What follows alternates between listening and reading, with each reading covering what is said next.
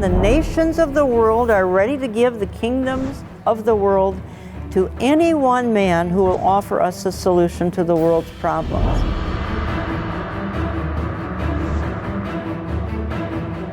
The threat of environmental crisis will be the international disaster key that will unlock the New World Order.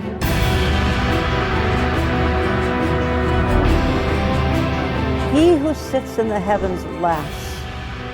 The Lord holds them in derision. Then he will speak to them in his wrath and terrify them in his fury, saying, "As for me, I have set my king on Zion, my holy hill."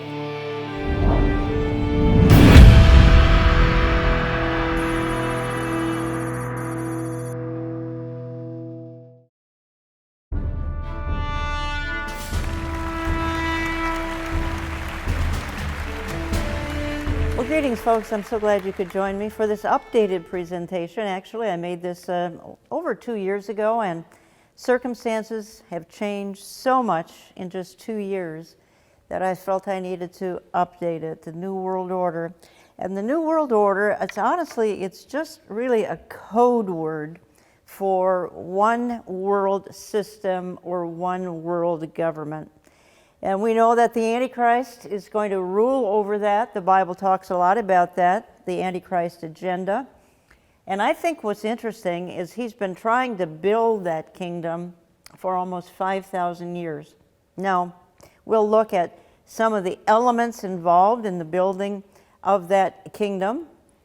It's actually, and he's used a lot of tools. Satan has used a lot of tools to try to build this kingdom. Just a few. He's used secret societies. I'm going to reference some of them in this presentation. He's used communism. He's used socialism.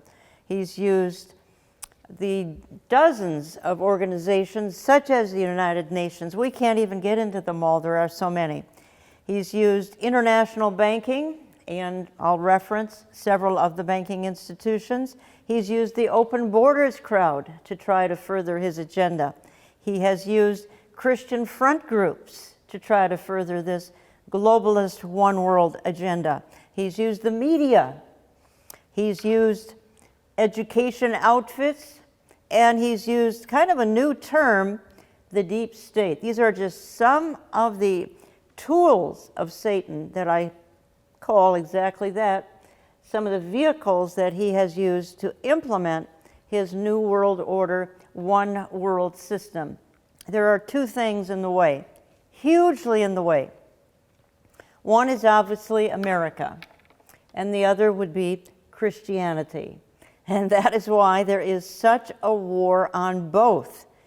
So just another couple of comments here before I move on, because man always promises peace and prosperity, such as what's supposedly in this New World Order, one world system. He can never produce it. Mankind always has wanted relief from pain, whatever's going on in society. He always wants that to go away, and he's always looking for people and organizations to make it happen. And that's why the idea of a one world government, in other words, if you have a one world government, won't all poverty go away? Won't everyone be paid the same amount of money? Everyone will be equal. It sounds wonderful. Of course, it won't work, but Satan makes it sound like it will work. Only God can make it be successful, because mankind's heart is way too dark to make this work. Now, I got very interested in this globalism and the one world, new world order system, I think for a long time, but particularly during the 2016 US election. Because there we had the ultimate in globalist, in Hillary Clinton versus nationalist Donald Trump. And Donald Trump has said on numerous occasions, he said, "We will no longer," speaking for himself, "we will no longer surrender this country or its people to the false song of globalism." So that threw a terrible monkey wrench into the plans of the globalists, because he meant what he said. And his opponent, arch global, how much more of a globalist than Clinton Global Initiative. So we had these two clashing during that run-up, and starting in 2015 and 2016, and culminating in the victory of a nationalist over an arch globalist, which I think was absolutely fascinating. As Donald Trump always says, I am looking out for Pittsburgh, not Paris. In other words, he's focusing on American issues rather than global issues, and Prime Minister Netanyahu really pretty much the same philosophy. Now, because of this, the globalist community, and here out of Breitbart, New York Times columnist, happens to be Thomas Friedman, pleads with globalist billionaires to save the nation from Donald Trump. And who is down there in a corner but a globalist for the last 50, 60 years, Henry Kissinger. So they're pleading with the world's money people to please save the world, save the nation first. Let's save the nation from a guy who is America first, a nationalist. Okay, let me just clarify here, because on the one hand, we're told what globalism is, and then on the other hand, what it really is. We're told that globalism is just a nice, all cultures learning how to live together and appreciating one another. What could possibly be wrong with a philosophy like that? But what globalism really is, truly, it's men meeting in dark, smoke-filled rooms, plotting, scheming to make the world one, a one-world system. So it's very nefarious.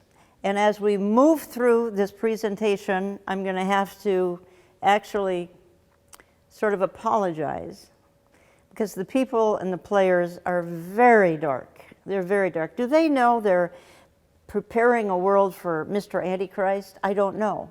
Some may, but some may not. Now I'm going back to sort of where it began, and that would be, it began back in Babylon, and that was a huge act of rebellion and pride back in Babylon, Tower of Babel. They became their own god. And what did God do? He shut it down. He said, this isn't a great idea, guys. And he scattered them around the world. He confused the languages. And these same seeds of destruction are built into every effort for a new world order ever since. The seeds of destruction are built right into it, because it's not God's idea. Nimrod was the first globalist. And I want to spend just a moment on this, because this is a sort of an artist rendition of that Tower of Babel in Nimrod's time. But this is actually a sort of a promotion piece promoting travel to Europe. Europe, many tongues, one voice. And you can see a crane there, so Europe is still being built up. And this is artwork from a Peter Bruegel painting I'm going to show you in a minute. But those stars above this are all pentagrams. Those are actually satanic stars. So right away, whether or not the Chamber of Commerce here knows they're promoting it this way, I have no idea.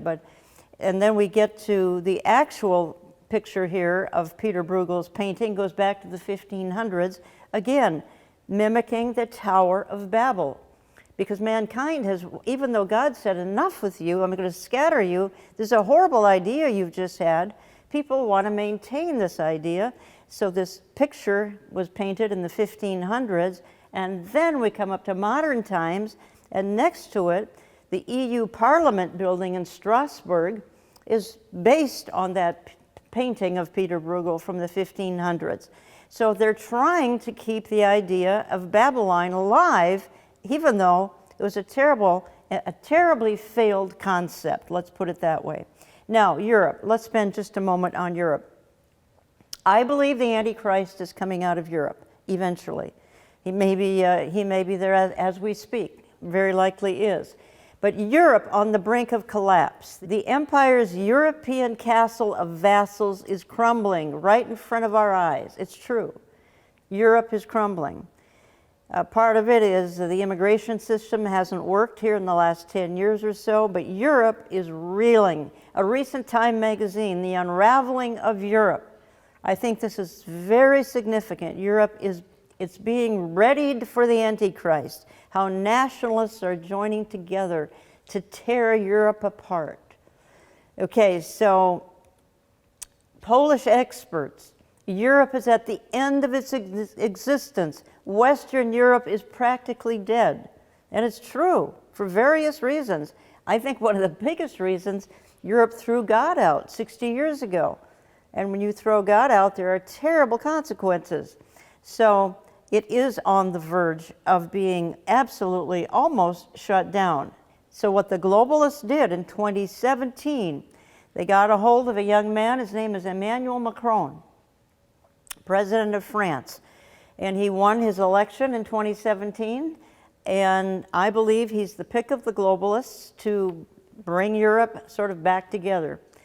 The globalist empire strikes back with Emmanuel Macron. Very, very interesting fellow. Even the Gateway pundit says his impact on the world could be massive. They have him walking on water. So just exactly what his role in that magazine asks, if he's Europe's savior. So we have Europe in turmoil. They put forth a savior, Emmanuel Macron. I believe the Antichrist comes out of Europe, not saying it's Emmanuel Macron. He certainly is a forerunner at the very least. And whether or not he's the actual Antichrist, I doubt it highly, but you never know.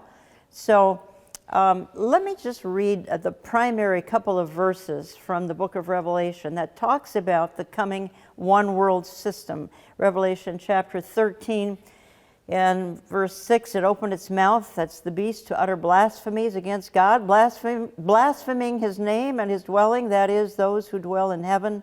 Also it was allowed to make war on the saints and to conquer them, and authority was given it over every tribe and people and language and nation, and all who dwell on the earth will worship it. So all tribes, all people, all languages, all nations are worshiping the beast who has a rule over the entire planet. And the war against the saints are the saints, the people who come to faith during the tribulation, because the church is gone, absent during the tribulation. But this is where this global government is spelled out most clearly in just these couple of verses. You find it in the book of Daniel as well. You find it in other parts of Revelation, particularly chapter 17. I'm going to take you quickly through kind of a history lesson as to some of the organizations that have played into the global scheme. And I could start going all the way back to Knights Templar. We're going to move up quickly, though, to the 1700s to modern time, just in the interest of time. And I'm starting with the Freemasons. They're a very dark organization, a very dark group. And they were globalists, and they remain globalists. They're one-worlders. And we move up into the next century, and we have the Rosicrucians. And their purpose was to bring together a one-world system. And we keep moving up into the 1700s. We have the banking families starting in about the 1700s. And Meyer Amschel Rothschild, and he gave it to his 5 sons. And the idea was to create global government through the banking industries. And that is going on until this day, believe me.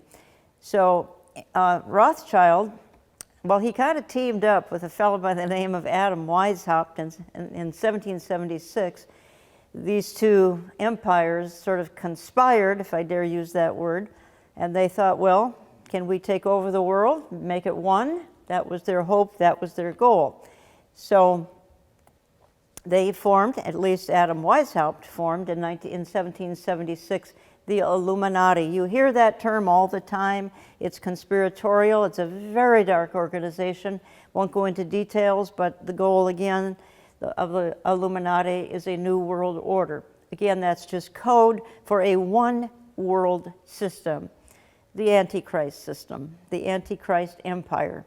Coming into the late 1800s, was the Rockefeller empire, John Rockefeller.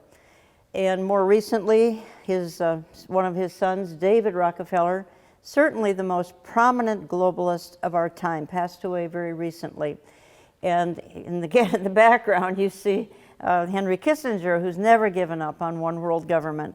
But just a word about the Rockefeller empire, because they have been so powerful in this whole rush to one world. and particularly in more modern times, David Rockefeller.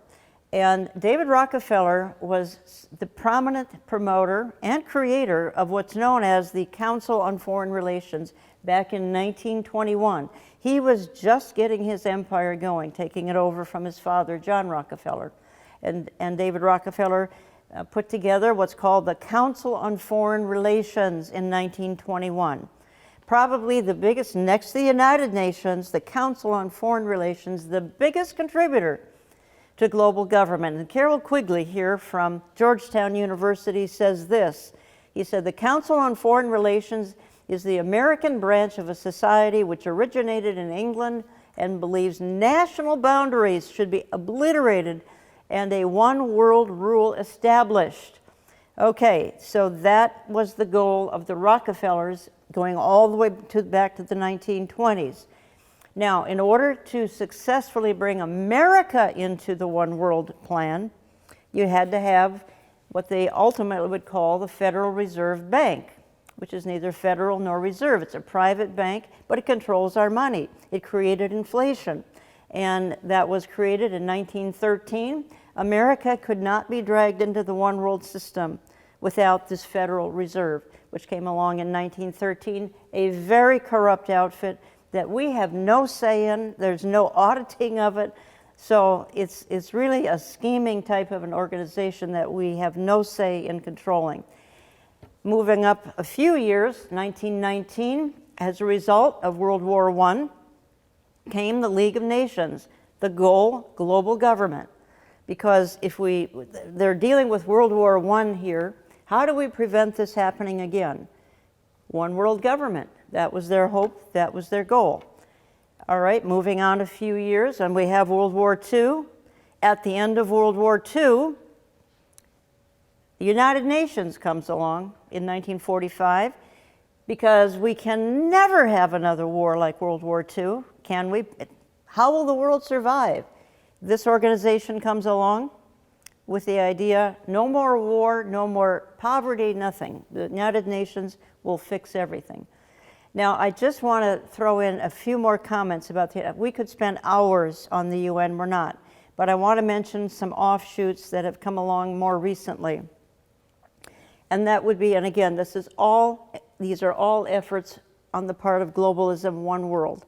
Agenda 2030 came along September of 2015. The UN launches a new universal agenda for humanity.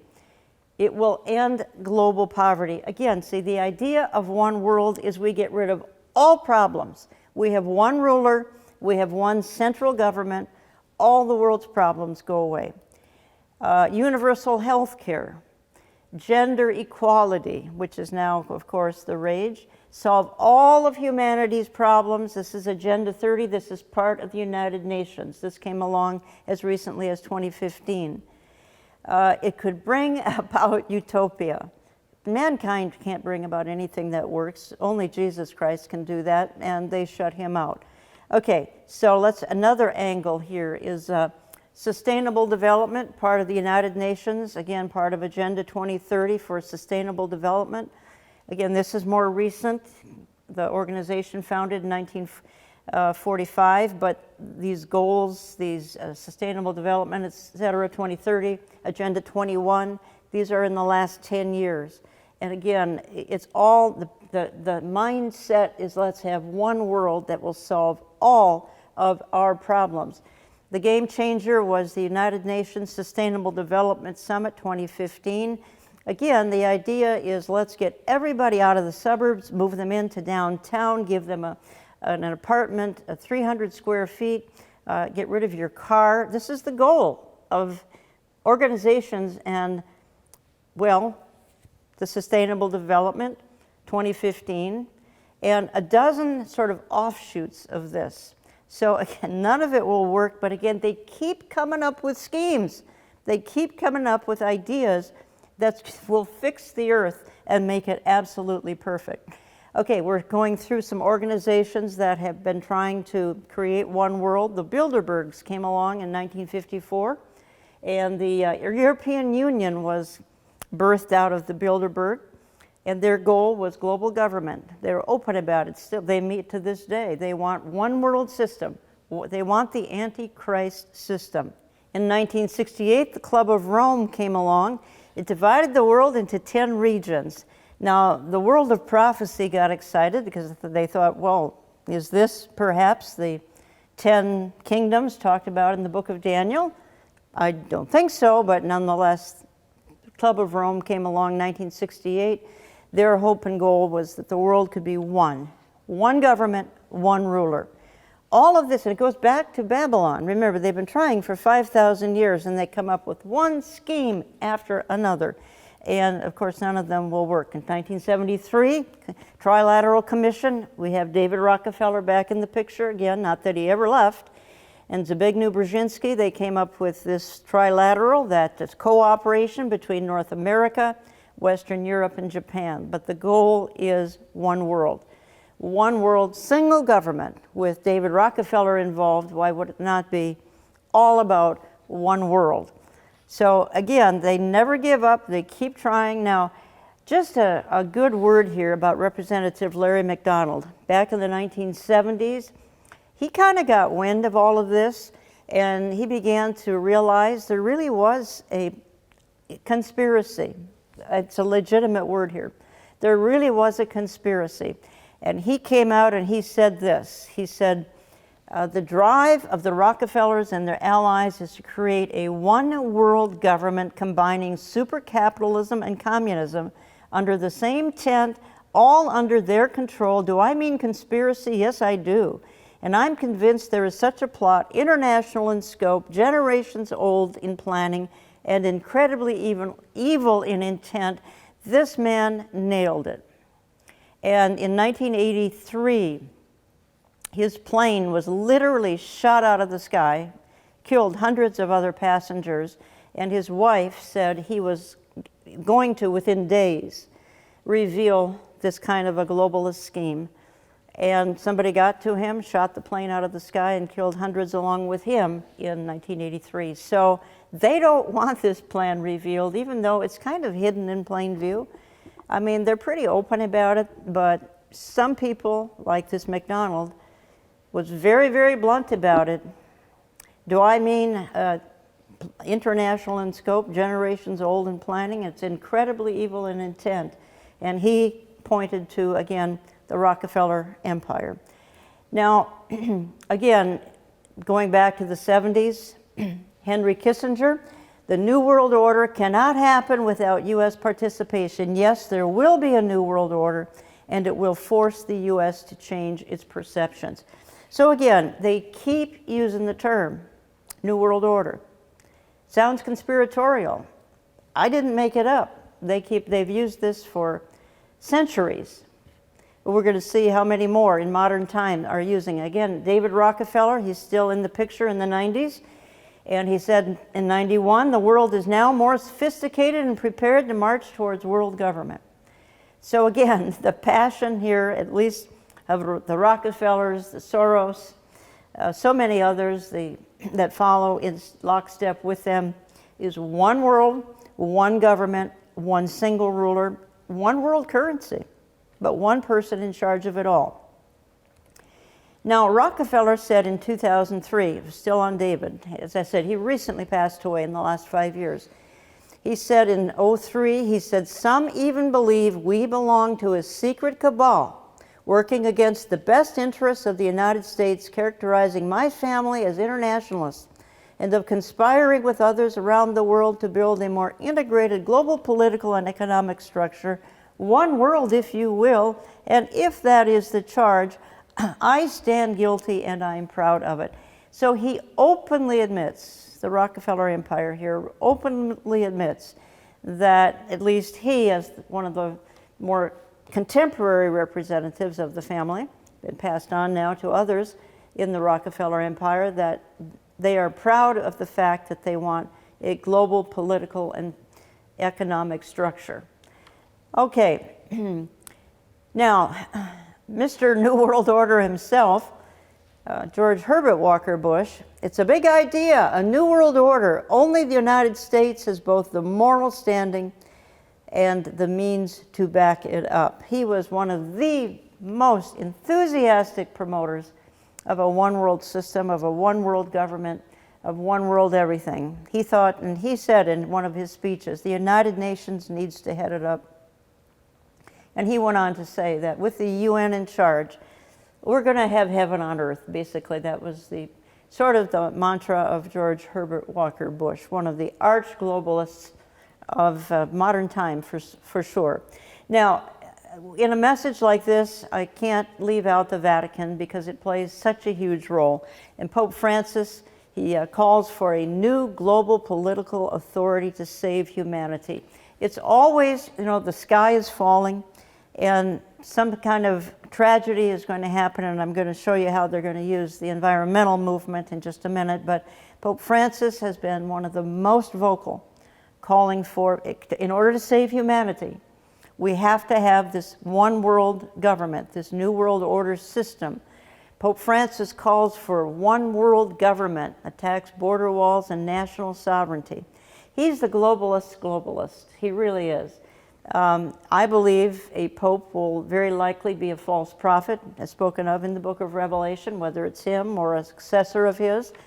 And he's actually, by the way, he says in this article, Pope Francis made a strong new push for globalism, calling for a supranational, legally constituted body to enforce UN's Sustainable Development Goals and implement climate change policies. And he goes on to say that when a supernatural common good is clearly identified, there is a need for a special, legally constituted authority capable of facilitating the implementation.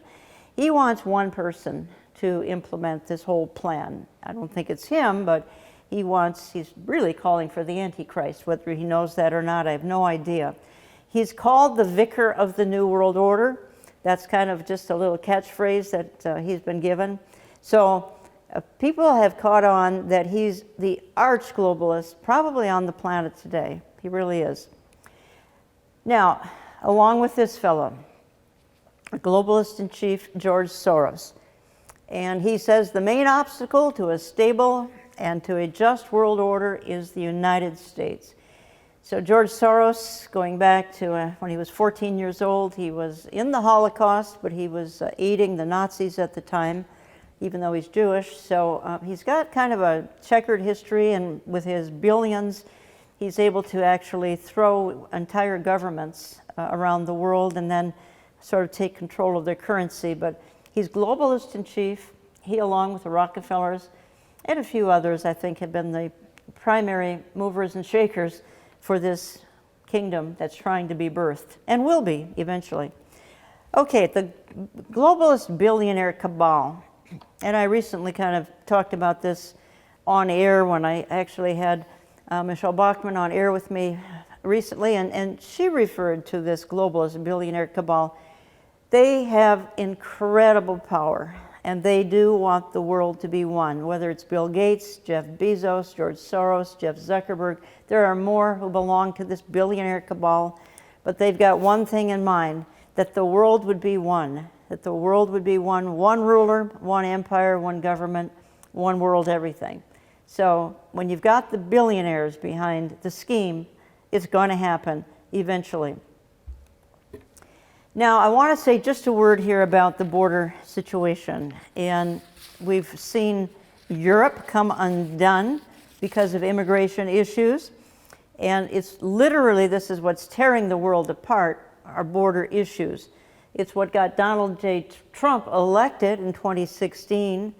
And will a wall ever be built? I kind of doubt it, because the powerful globalists are not going to allow it, because walls don't allow the world to become one, very simply. But let's look at that for just a minute. And this was an article I happened to see. We don't have time for the 10 reasons. 10 reasons globalist elites won't let Trump build the wall and protect America's national security. Indeed, it's the globalist empire that is preventing and trying to discourage walls and borders everywhere, even though they work. Israel, perfect example of how they work. But let's just take a look. When you see these migrants trying to enter the United States, don't you wonder just how some of their basic human needs are being taken care of? Food, medicine, things like that. Who's taking it? Somebody's got to be meeting their needs, or there'd be casualties, thousands along the way. Well, along the side, you can see there are indeed those that are participating with this. It's a scheme. And you look into it a little bit more deeply, and you find out that it is the United Nations. The United Nations wants no walls, no borders. They want the world to be one. So the UN Refugee Agency and UNICEF is along with those that are coming from Central America into America, and totally destabilizing the United States completely with the immigration problems, all by design to weaken us so that we will fall eventually into the one world system. So it's the United Nations that's a part of this, and then the UN is directly assisting the erosion of our sovereignty at the border. Why are we still funding it? And that's been the question, I think, of the hour for probably decades. Why do we still fund it? So the whole border crisis, it's so contemporary, and it's urgent, and it's playing into this scheme of the one worlders, because they want no borders, no walls, anywhere. Barack Obama, chief globalist. The world is more interconnected than ever before, and it's becoming more connected every day. Building walls won't change that. Well, in a sense, there's some truth to that. Building walls actually will change a whole lot. It makes people safe, but the globalists don't care. They don't care if people are safe. They do not care. They just want the world to be one. They're preparing the world for the Antichrist and his kingdom. Now, spend an extra minute here, if I could, on the environmental movement. And I'm going to use a term, and I use it cautiously, but the environmental movement, those in leadership anyway, have become the useful idiots of the globalist agenda. Now, I'm not saying we should not be taking care of the environment. We should. The Bible tells us to, but not the way these people are trying to go about it.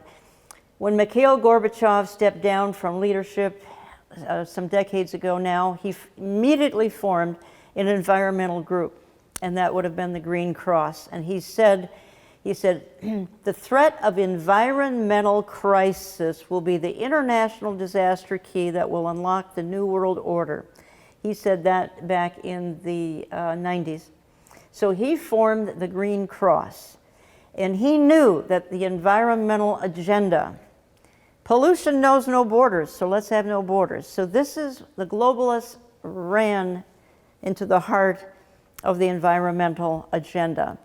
And can a one world government protect our planet? Remember, if we don't get our climate under control, we'll all fry, and the planet will be completely destroyed.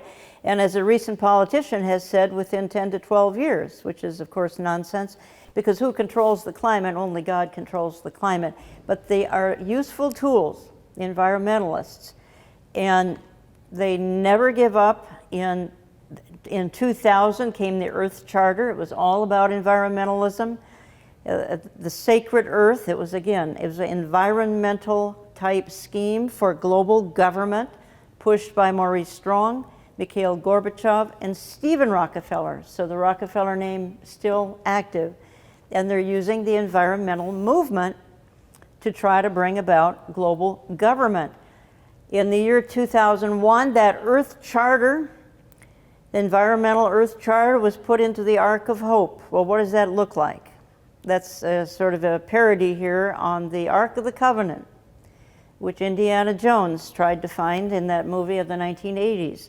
So the Earth Charter of 2000 was put into the Ark of Hope in 2001. This is all environmentalist nonsense, but nonetheless, that's the tool they're trying to use. In other words, if we don't save the planet through the environmental movement, all of us will die here, as Alexandria Ocasio-Cortez says, in 10 to 12 years. All right. 7 in 10 Brits support world government to protect humanity from global catastrophes. And again, that's the mantra of those behind this movement. If we don't have world government, we're going to have some kind of a catastrophe. Now, the options, there are many, wars and lots of other things.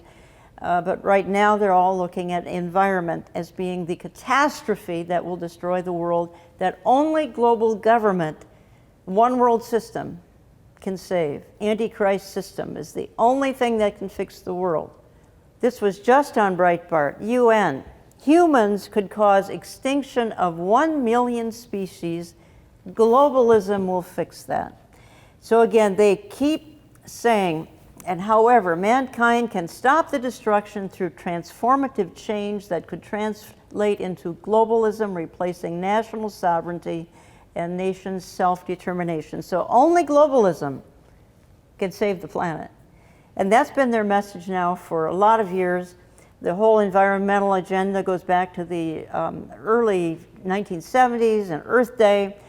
It goes before that, but it became organized in the early 1970s, and they have not let up. Al Gore came along and tapped into it.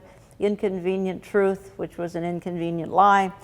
So that's how, so then they have the Paris climate meeting back in 2016, summer of 2016, and Donald Trump pulls out of the Paris climate agreement, and that's when he said to the whole world, when he pulled out of this climate agreement, he said, I have to look out for Pittsburgh and not Paris. In other words, I'm a nationalist, folks.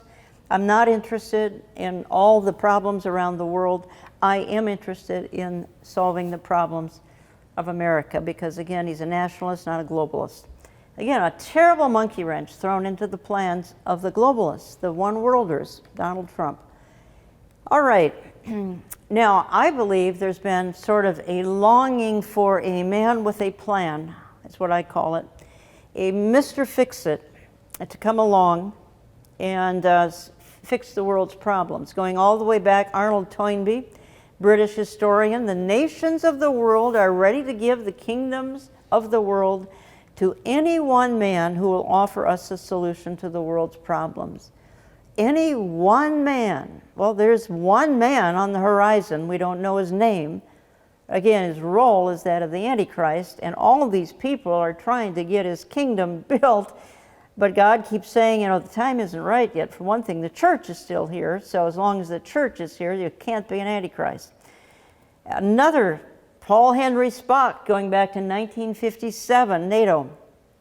What we want is a man of sufficient stature to hold the alliance of all people and to lift us out of the economic morass into which we are sinking.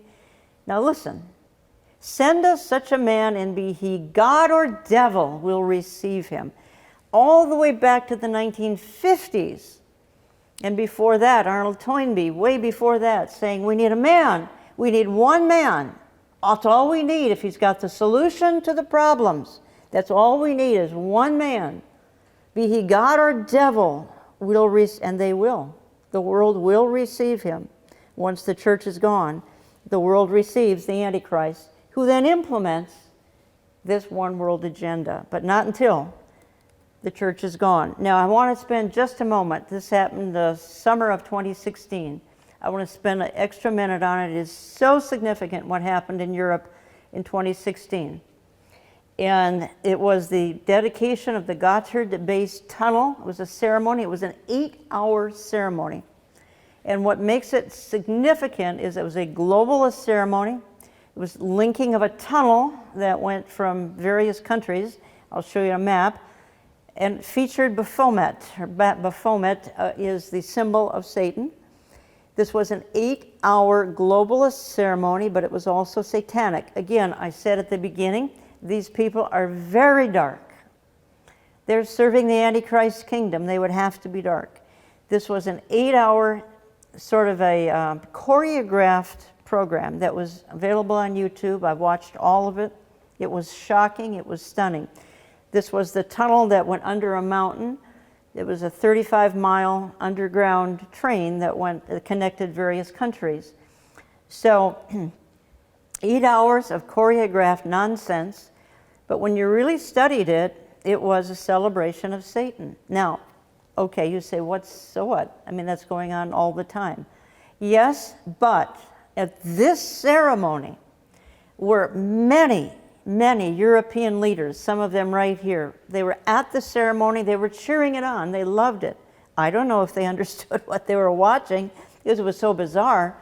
But when you have a Baphomet marching around the whole ceremony, which is a symbol of Satan, I would think you figure out this is a very dark ceremony, and yet you've got world leaders who were celebrating, because again, these European leaders feel that no matter what is however it comes about, doesn't matter. If Baphomet brings it about, that's fine. We got to have one world. And so they participated in an 8-hour sort of choreographed sort of a drama that took all day long, all of it on YouTube. And it was just shocking because it was so dark. But the world leaders loved it. They celebrated it. And part of the ceremony, this is the only picture I could find, it's very dark, was the celebrating of a slain lamb. They were celebrating the death of Jesus Christ because he's the one who comes against this kind of darkness. So somebody grabbed a picture of that woman carrying a slain lamb, and not the way Christians would look at the Lamb of God who is slain for the sins of the world. They are celebrating the fact that these dark forces are trying to take over and triumph over the slain lamb. Again, this was an 8-hour ceremony. It was all about global government. It was all about one world. And the significance is European leaders there cheering it on, cheering it on. It's why Europe is so dark. It's why Europe is hopelessly dark and will never again be any kind of a light.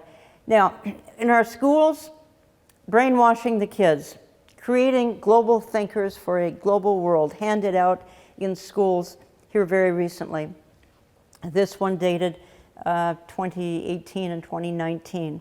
So again, let's educate the kids, let's get them thinking like this, let's get them thinking about the good things involved when it comes to one world, a single ruler, etc. I want to spend just an extra minute.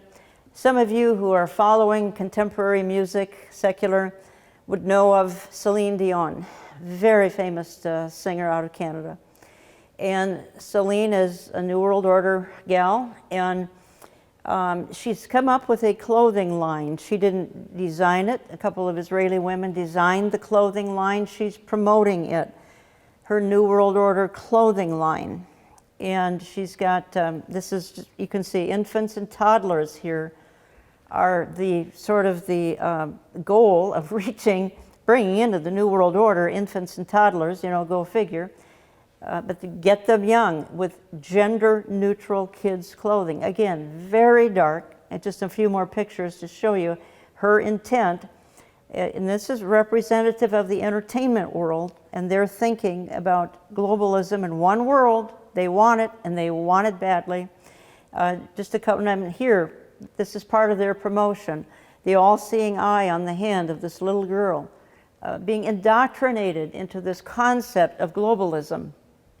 A little, probably a 5-year-old girl here. And then if you go to Celine's website about this clothing line, it's Nunu, and this is what you look at. Now, why would this be the home page of a website featuring children's clothing? Again, very, very dark. Let's get the little kids indoctrinated into this as young as possible. Celine Dion launches Illuminati-esque gender-neutral clothing line, and then somebody said this. Agenda behind Celine Dion's gender-neutral children's clothing line is satanic. It is definitely satanic. There is a mind behind it, an organized mindset. Again, we see Baphomet in here. Again, a little child. The agenda of the One Worlders is to sort of propagandize infants and toddlers, for Pete's sakes. And Celine Dion is behind it, and she's this popular singer, and she knows what she's doing. She knows exactly what she's doing. Again, the pentagram stars on the clothing of the, along with this, it's just dark, that's all I'm saying. And I think it sort of crosses a line when you start targeting 2- and 3-year-olds. But this is, again, the globalist agenda. Now, they spell out their agenda on the Georgia Guidestones in Georgia. And there they call for the population under 500 million return to one language. Let's go back to Babylon. Didn't work, but let's try it again. A new 10 commandments. So this is what the globalists have. This is the monument in Georgia, Georgia Guidestones. They have it all spelled out on the Georgia Guidestones. It's their plan for the one world system. The plan for the Antichrist system, it's on the monument there in Georgia. So they're very open about it. Remember, David Rockefeller said, am I thinking about a one world system? Yeah, I am, and I'm proud of it. So these people, keep in mind, they are proud of their idea. Some of them will say, well, it's going to solve all the world's problems. That's why we're proud of it. And I think most of them are proud of it because it's so dark, and they are very dark people, and they're serving a very dark Savior. This just happened in 2019, the World Government Summit. This was in Abu Dhabi, I believe. And what was interesting about this World Government Summit is that this was on the outside of the summit, and New World Order forming under pagan temple of Baal arch. Now, let me spend just an extra minute on the Arch of Baal, or the Arch of Palmyra, which is right there. ISIS destroyed the Temple of Baal, remnants of it, in 2015. And this Arch of Palmyra was a part of that Baal system that was in Syria. And this is a replica. It's a 6-ton replica, so it's not a piece of plastic. So this replica of the Arch of Baal, which was total paganism and totally dark, that replica has gone all around the world. It was in New York, it was in Washington, D.C. in 2018, and it was right outside where they were meeting for world government in 2019, the Arch of Baal, the New World Order forming under pagan temple of Baal arch. Breaking Israel news, that's their commentary, not mine. So again, on the mind of, even in the Arab world, now maybe they think their Mahdi is going to be in charge of it, but this was in the Arab world, and it was a kind of a globalist convention back in early 2019. Okay, bringing it up to, again, some of the newer members of Congress. We all are hearing about the Green New Deal, which is a globalist plan to destroy American sovereignty. It's a radical globalist plan that would frankly destroy society. It's nothing new. It's not a Green New Deal. It actually comes out of the Green New Deal was plagiarized from a 2009 United Nations Environment Program. In other words, AOC didn't come up with a new idea. It's an old idea, 10 years, 11 years old, going back to rethinking the economic recovery. A global Green New Deal goes back to 2009. Anyway, it would indeed undo the entire world if it were to be implemented, but it is a globalist one world plan.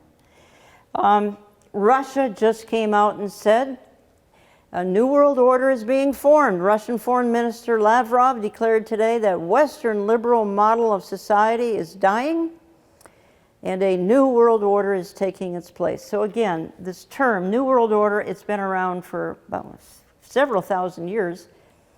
And again, it's nothing more, nothing less than the Antichrist kingdom outlined in Revelation 13. It's also referenced in Daniel 11, other parts of Revelation. It's the coming one world Antichrist kingdom. The seeds of destruction are built into it. One world apart from God is not God's will. Jesus Christ must rule. So whether or not it is Babylon, it won't work. Whether or not it's United Nations, it won't work. Whether it's Agenda 21, Agenda 2030, it won't work. It's man's idea, man's plan. Whether it's the Green New Deal, it won't work. Because it's not God's idea. All will fail. All of the various efforts that I've outlined, and I've left out plenty because it would take hours and hours and hours to go over the entire scheme, going back to Babylon, to the present. All the schemes, they will all fail because The Lord Jesus Christ is not included in any of them. Now, it won't work. Again, some obvious reasons. Mankind has a corrupt heart. It's a very dark heart.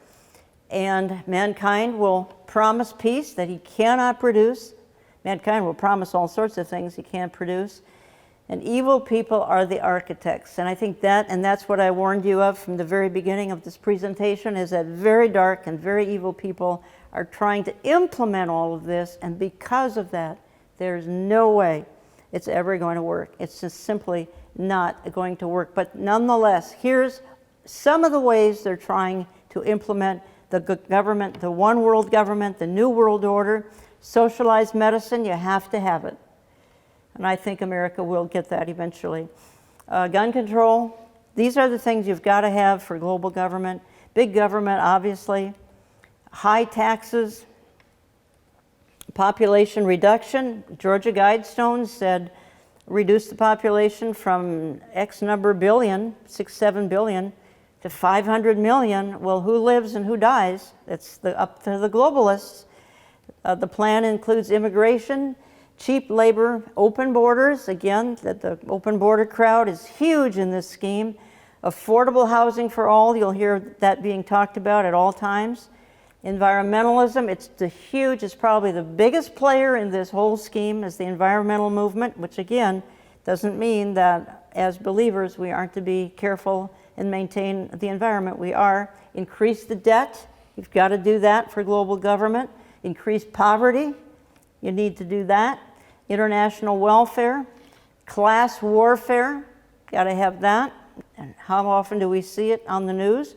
No religion but a single pagan religion. That's why Christianity is really America, as I said, America and Christianity are the two big obstacles to this global government. America and Christianity, because there is to be no religion but a single pagan religion, ultimately headed by the Antichrist and the false prophet. Destroy the family. So these are some of the ways the globalists hope to initiate these bullet points.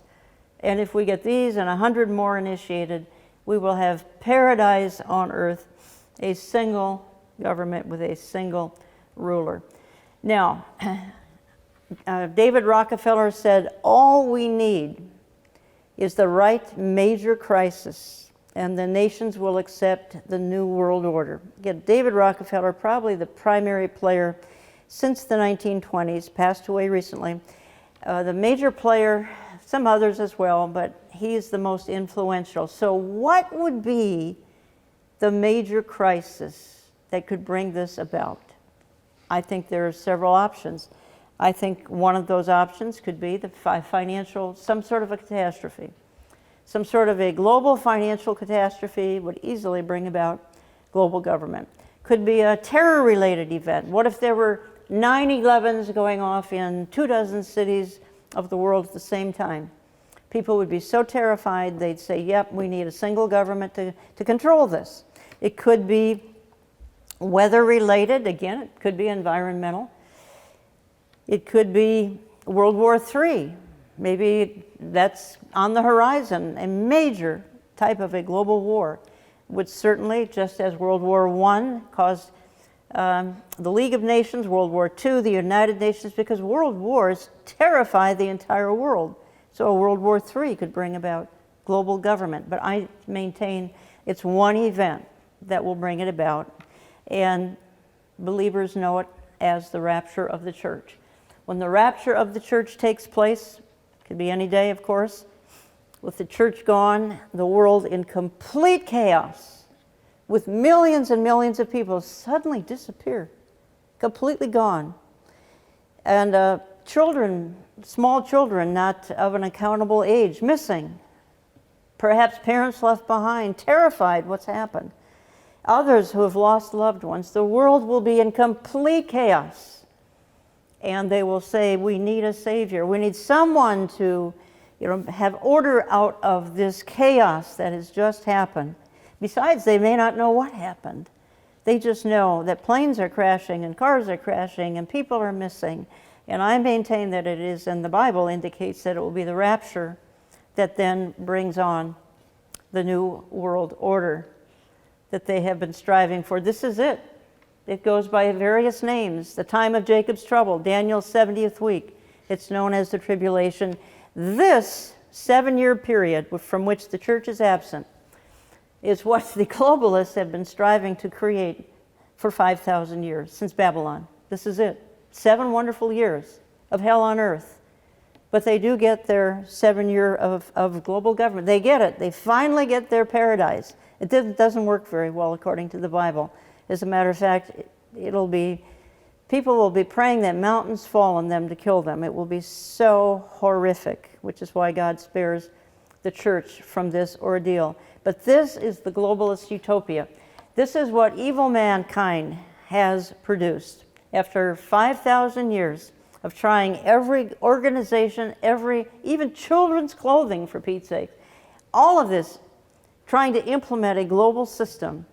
And this is all they can come up with because God's been left out. Jesus Christ is left out. And because he's left out, this is all they can come up with. It's known as the Tribulation, or the time of Jacob's trouble. Daniel's 70th week is the globalist utopia. Let's look at just a couple of Bible verses here as we close. Why do the nations rage and the peoples plot in vain? The kings of the earth set themselves, and the rulers take counsel together against his anointed, saying, let us burst their bonds apart and cast away their cords from us. Here's the key. He who sits in the heavens laughs. The Lord holds them in derision. God is in the heavens laughing at these fools that we've just looked at. He holds them in derision. Then he will speak to them in his wrath and terrify them in his fury, saying, as for me, I have set my king on Zion, my holy hill. He's going to establish his global empire in Zion, in his holy hill in Israel. Ephesians 6:12, we wrestle not against flesh and blood, but against principalities, against powers, against the rulers of darkness of this world, against spiritual wickedness in high places. So we're not really battling the flesh. Yes, it's David Rockefeller and it's George Soros and it's these earthly people, but it's the principalities and the powers that are motivating them to think that they can create paradise without God. Impossible. It's so impossible that every effort ends in ignominious defeat and ultimately the tribulation. And then one more verse here, fret not yourselves because of evildoers. Be not envious of the wrongdoers, for they will soon fade like the grass and wither like the green herb. So these evil men who have been plotting and scheming for 5,000 years, we're not to fret over these evildoers or be envious of them. They're going to wither like the grass. And what's going to come on the scene? Yeah, world government's coming, thankfully. It's coming. It's coming, the right kind of world government. The right kind of world government. It's on the horizon. Some other things have to happen first, but it's called the millennial reign of Jesus Christ. And that's the person that all of these conspirators have left out since Babylon, God. Jesus Christ sets up his kingdom of earthly, perfect global government out of Jerusalem for the 1,000-year millennial reign of Jesus Christ. And even the animal kingdom finally settles down and they're not attacking one another. What a glorious time. It finally works. It didn't work. It didn't work in Babylon. It didn't work with the League of Nations. It didn't work with the United Nations. It didn't work with the Council on Foreign Relations. None of these things worked because they were godless. You can't form anything that's going to work without God. But the kingdom of Jesus Christ and his kingdom on earth. Revelation 11:15. Then the seventh angel sounded, and there were loud voices in heaven saying, the kingdom of the world has become the kingdom of our Lord and of his Christ, and he will reign forever and ever. Yes, he's going to reign forever and ever and ever. Out of Jerusalem, it's actually 1,000 years, followed by the new heavens and the new earth. Now, I have some additional books that I've written and some DVDs that I've made that are on my website. If you'd like to look into them, just visit my website, globalism.org. Let me just close by saying I hope you're as excited as I am about some of these things that are still to come, starting with the rapture of the church. And I believe that is the next event on God's calendar. And I believe we should be watching and waiting for it with great anticipation. I think it could even be today. I think we need to be very optimistic and very enthusiastic that we've talked about darkness, sure, because it's man's scheme. Well, God's got a great plan, and it's going to start with the rapture of the church, 7 years in heaven, followed by 1,000 years of perfection on earth, perfect global government, ruling and reigning out of Jerusalem, the Lord Jesus Christ, followed by the new heavens and the new earth. That's a lot to look forward to. I say hallelujah. May it be today. I want to thank you for listening. Good night.